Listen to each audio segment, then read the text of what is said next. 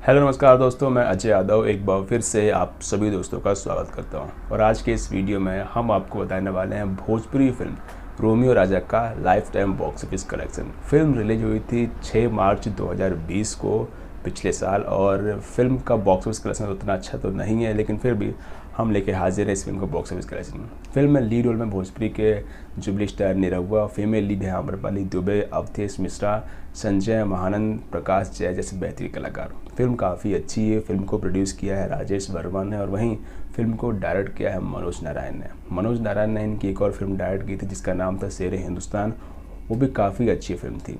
Film को लिखा भी मनोज नारायण जी ने है और फिल्म को म्यूज़िक दिया है मधुकर आनंद ने।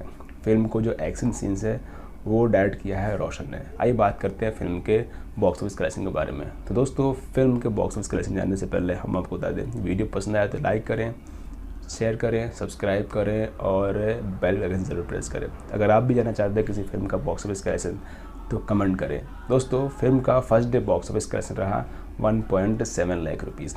फिल्म का first weekend box office collection रहा 15 लाख रुपए।